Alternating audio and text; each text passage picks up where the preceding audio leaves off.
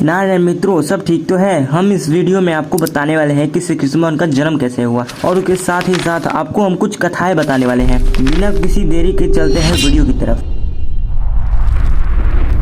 जैसा कि हम जानते हैं कि श्री कृष्ण भगवान विष्णु भगवान के 8वें अवतार हैं। श्री कृष्ण भगवान का जन्म भाद्रपद महीने के कृष्ण पक्ष की 8वीं तिथि में हुआ था और उनका जन्म रात के 12 बजे हुआ था। वे देवकी और वासुदेव के पुत्र थे, जो कि उनका पालन पोषण गोकुल में हुआ था। यशोदा मैया और नंद राजा के द्वारा श्री कृष्ण भगवान के जन्म से एक कथा जुड़ी हुई है, जिसके बारे में हम आपको बताते हैं। जैसा कि हम जानते हैं, मथुरा का राजा कंस था, लेकिन उनके पिता का नाम था उग्रसेन, जिसको वो हटाकर अपने खुद सिंहासन पर बैठे थे। हम सभी जानते हैं कि कंस कितना क्रूर था, लेकिन उसकी एक बहन थी जिसका नाम देवकी था, जो कि उसकी चचेरी बहन थी। वो अपनी बहन से बहुत स्नेह करता था। देवकी का विवाह राजा वासुदेव से हुआ था। जब इनका विवाह हो गया था तो कंस अपने बहन के लिए रथ का सारथी बने थे और उनको ससुराल छोड़ने के लिए ले जा रहे थे। तभी वहाँ बादल गरजने लगते हैं और वहाँ एक आकाशवाणी होती है, जिसमें कहा जाता है कि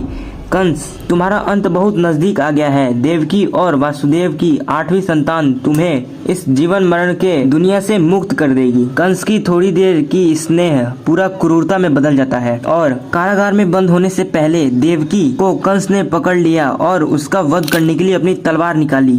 तब वासुदेव ने कंस को रोका और बोले कि रुको कंस, जब जब हमारी संतान होगी मैं तुम्हें खुद सौंपूंगा। तब जाकर कंस माना और उनको कारागार में बंद किया। देवकी ने कारागार में एक एक करके 7 पुत्रों को जन्म दिया, लेकिन कंस ने क्रूरता से सभी बालकों की हत्या कर दी। फिर समय आया जिसका सबको इंतजार था, कंस और देवकी वासुदेव को, लेकिन देवकी वासुदेव थोड़ा चिंतित थे। फिर समय आया श्री कृष्ण भगवान का जन्म का। तेज हवाएं और तेज तूफान किसी प्रलय से कम नहीं थी। फिर अचानक ही कारागार में एक रोशनी सी हुई। वहाँ स्वयं भगवान विष्णु प्रकट हुए और बोले कि मैं छोटे बच्चे के रूप में जन्म लूंगा और मुझे गोकुल में यशोदा और नंद के घर छोड़ आना, और छोटी बच्ची जो उनके यहाँ जन्म लेगी उसे कंस के हवाले कर देना। श्री कृष्ण भगवान ने जन्म ले लिया और महाराज नंद ने उनको एक टोकरी में रखा तो एक चमत्कार हुआ। सारे ताले खुल गए और वहाँ उनके बेड़िया भी खुल गई, और जो पहरादार जो पहरा दे रहे थे वो भी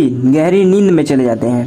तेज आंधी और तूफान के कारण गोकुल का रास्ता नापना बहुत मुश्किल था, लेकिन उस समय उनकी रक्षा शेषनाग ने की। जैसे जैसे वो यमुना नदी के अंदर गए, वह नदी श्री कृष्ण भगवान के पांव छूने के लिए ऊपर आने लगी और वासुदेव की सिर को ढकते हुए श्री कृष्ण भगवान के पैर छू ली। जब उनका पैर स्पर्श हो गया तब नदी का स्तर धीरे धीरे घटने लगा और वासुदेव आराम से नदी पार कर लिए। सभी कठिनाइयों के बाद वासुदेव ने उनकी पुत्री यानी कि यशोदा मैया की पुत्री को उठाया और श्री कृष्ण भगवान को रखकर वापस चले आए। कंस जैसे ही पता चला कि 8वीं संतान ने जन्म लिया है तो वो दौड़े दौड़े उसका हत्या करने के लिए आए। जैसे ही वो नन्ही बालक को मारने की कोशिश किया तब वहाँ पर एक अद्भुत शक्ति में बदल जाती है और वो चेतावनी देती है कि कंस, तुम्हारा अंत नजदीक है और उन्हें मारने वाला गोकुल नगरी में है। ये कहती ही वहाँ से वो अदृश्य हो गई। ये सुनकर कंस बहुत चिंता में पड़ गया और